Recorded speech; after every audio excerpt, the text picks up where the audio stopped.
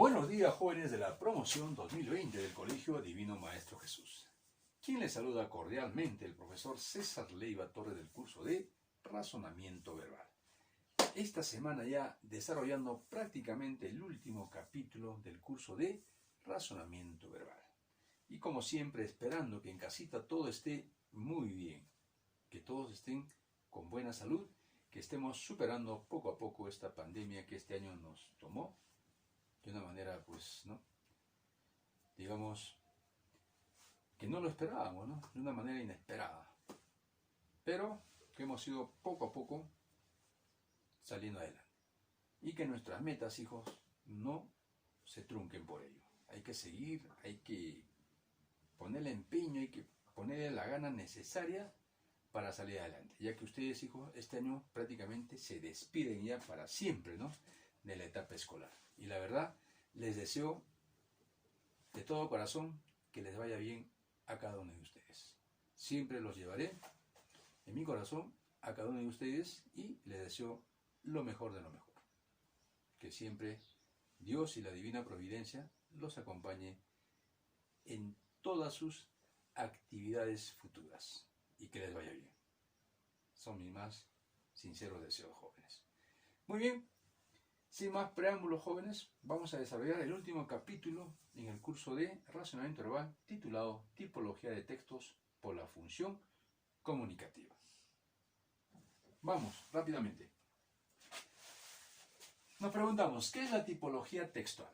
Es la clasificación de los textos basados en ciertas características comunes, lo que permite diferenciar algunas cualidades que ayudan a mejorar la comprensión. Podemos clasificar los textos de evaluación según los siguientes criterios. Por la función comunicativa, narrativos, descriptivos, expositivos, argumentativos y dialogados. Por su temática o contenido, textos literarios, textos científicos y textos filosóficos.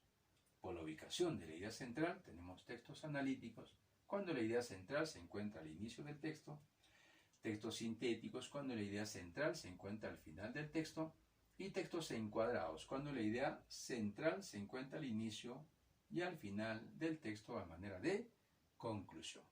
Y los textos sintético-analíticos, cuando la idea central se encuentra en el cuerpo del texto o en la parte central del texto. Y de esta manera se clasifican los textos, ¿no? Según los criterios que hemos visto. Ahora, clasificación de los textos de acuerdo a su función comunicativa. Tenemos acá el texto narrativo. ¿Cuál es su finalidad comunicativa? ¿No? Dar a conocer hechos reales o ficticios. Ejemplo, ¿no? Las novelas, los cuentos, las fábulas, las crónicas, etc., ¿no? Son textos narrativos. Texto descriptivo. ¿Cuál es su finalidad comunicativa? Representar las cualidades esenciales de un objeto o también puede ser de un ser. Tenemos ahí los retratos, las epopeyas, la prosopografía, etc. Texto expositivo. ¿Cuál es su finalidad comunicativa? Informar de manera objetiva sobre distintos temas. Ejemplo, ¿no? Las noticias, los informes, las monografías, ¿no? Las tesis, todos son, ¿no? Textos expositivos. Luego tenemos el texto argumentativo. ¿Cuál es su finalidad comunicativa? Sustentar con argumentos la validez de un punto de vista. Ahí tenemos, ¿no? Por ejemplo, los ensayos, las tesis, las editoriales, los textos publicitarios, etc. Entonces, de acuerdo a su función comunicativa, esto es la clasificación, ¿no? Que se les da. Pero nosotros de todo esto vamos a conocer un poco más acerca del texto expositivo. ¿Cómo se define un texto expositivo?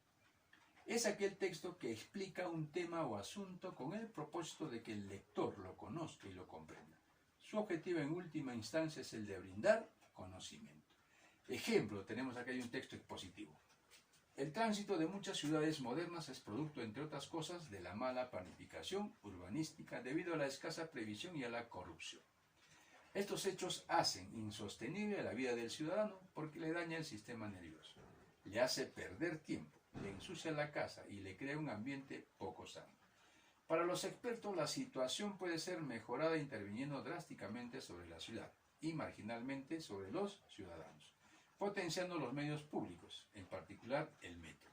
construyendo circunvalaciones e impidiendo el tránsito privado en las calles históricas principales. Como nosotros hemos podido apreciar, ¿no? Estos son un ejemplo de texto expositivo que nos informa acerca de algo. Por eso tenemos nosotros que tener en cuenta, ¿no? Y diferenciar el texto expositivo de un texto narrativo y de un texto argumentativo. Continuamos. ¿Cuáles son los rasgos del texto expositivo? Primero, tiene un enfoque objetivo. El autor evita expresar su punto de vista en el texto. La información que aporta tampoco se somete a discusión. 2. El lenguaje utilizado es formal, claro y en alguna medida especializado. Busca evitar la ambigüedad, es decir, la confusión.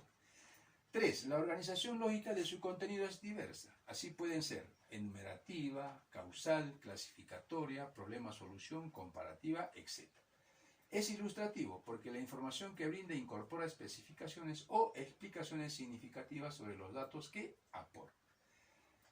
Y por último, muestra un afán didáctico. Usa guías de la lectura y claves explícitas, introducciones, títulos, subtítulos, resúmenes a lo largo del texto. Y acá vamos a ver nosotros, ¿no?, la superestructura expositiva de textos continuos. Tenemos de secuencia. Dentro de los textos de secuencia tenemos los cronológicos y los de procesos. Los textos cronológicos tienen las siguientes características, ¿no? Historia de un tema, evolución de un aspecto, reseña biográfica de un personaje, periodificación de una cultura, entre otros. En cambio, los textos de proceso tienen las siguientes características, ¿no? Pasos para un trámite documentario, fabricación de un producto, orden de realización de aspectos, entre otros. Luego tenemos, ¿no?, los textos de colección. Dentro de los textos de colección tenemos los textos descriptivo y enumerativo y los textos descriptivo de agrupación. Los textos descriptivo y enumerativo tienen las siguientes características, ¿no?, mencionando atributos y presentando en forma de lista. En cambio, las características de los textos descriptivos de agrupación, ¿no?, formando grupos o categorías, luego dar los rasgos de cada uno. Son características de este tipo de textos. Los textos covariación o causalidad tienen las siguientes características. Relación de causa-efecto. Se tiene que encontrar en el contenido del texto.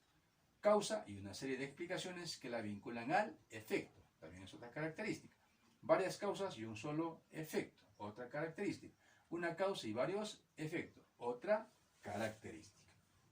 Luego tenemos de investigación o problema-solución. Este tipo de textos tiene las siguientes características. Presentación de uno o varios problemas. Posteriormente, planteamiento de sus posibles soluciones. Un problema y varias alternativas de solución. Varios problemas y una alternativa de solución lógica. Son las características de este tipo de textos. Y por último tenemos los textos comparación u oposición. Comparación para establecer la semejanza y o diferencia entre dos o más temáticas. Dentro de ellos están los comparativo alternativo y los comparativo adversativo. Los textos comparativo alternativo tienen la siguiente característica, ¿no? Simplemente se realiza la comparación entre dos cosas. Y los textos comparativo adversativo tienen la siguiente característica. Demostrar que uno de los elementos comparados es mejor o superior que el otro. Y de esta manera, jóvenes, es como se diferencian cada uno de este tipo de textos dentro de los textos expositivos. Ahora sí vamos a pasar a desarrollar el compendio. Saquen todo su compendio, jóvenes. Vamos rápidamente a la página 64. 65, vamos. Aplico lo comprendido, dice. No corresponde a la superestructura de un texto expositivo, investigación, colección, comparativo, adversativo, secuencia, analizante. Entonces, ahí, ¿cuál no corresponde? Muy bien, analizante, pero no corresponde a la superestructura de un texto expositivo. En la 2, corresponden a los textos discontinuos, excepto, dice que no. Entonces, los textos discontinuos son aquellos textos, ¿no?, que se hacen mediante la infografía o con gráficos. Entonces, acá, ¿cuál sería la E, no? Volantes. Ahora, homicidio juvenil. Primera lectura. Dice, el homicidio es ya una de las primeras 5 causas de muerte en 17 de los 27 países de América, de los que se dispone de información. Al concentrarse el homicidio y otras formas de violencia en los grupos más jóvenes de la población, lo convierten en la principal causa de años de vida potencial perdidos en la mayor parte de los países de América, produciendo una pérdida promedio de 30 a 40 años de vida por defunción. Un estudio en la ciudad de Recife, Brasil, encontró que allí las violencias eran las mayores responsables por los años de vida potencial perdidos en ambos sexos, representado el 34-35% en el género masculino y el 11,57% en el femenino. Esta violencia que mata sigue pues avanzando acelerada e indiscriminadamente y recibe mucha menos investigación y muchísimos menos recursos que otros problemas ideológicos convertidos mercantilmente en prioritarios en el continente y en el mundo entero. Y el calor de todas las guerras, de todas las violencias, una vez más, de todas las confrontaciones en las luchas de poder, persiste aún la suprema amenaza, no solo para la humanidad, sino para la vida en el planeta, la guerra nuclear. 3. El texto presenta la superestructura de secuencial, colección, comparativo adversativo, investigación, covariación. Entonces, ¿cuál es la superestructura que presenta este texto? Es la secuencial, de secuencia. Siguiente, obstrucción intestinal. Se define como obstrucción intestinal a la alteración del pasaje de los alimentos a través del intestino delgado o grueso causado por la oclusión parcial o completa de la luz intestinal. Las causas más frecuentes son adherencias en un 53%, hernias en un 18%, procesos cancerígenos en 8% y otras causas en menor porcentaje. Las personas con obstrucción intestinal tienen una combinación de diferentes síntomas: dolor abdominal, vómitos, distensión abdominal y estreñimiento, los cuales variarán dependiente del grado de obstrucción. El diagnóstico definitivo se realiza en el acto operatorio y las complicaciones luego de este procedimiento pueden ser, entre otras, fístulas enterocutáneas, desnutrición, deshidratación, falla renal y falla multiorgánica. La fístula enterocutánea es una comunicación anormal entre el intestino delgado y la piel por donde se escapa el contenido intestinal hacia el exterior, ocasionando desnutrición en el paciente, déficit de vitaminas y daño de la piel adyacente a la desembocadura de la fístula. La pregunta: el texto presenta la superestructura de secuencial, colección, comparativo adversativo, investigación o covariación. Entonces, de acuerdo a lo que hemos leído, presenta la superestructura de covariación, ¿no? Causa y efecto. Vuelo peligroso. En los aviones de vuelo rápido no es posible saltar del aparato en pleno vuelo y sin peligro, a menos que se disponga de un dispositivo especial.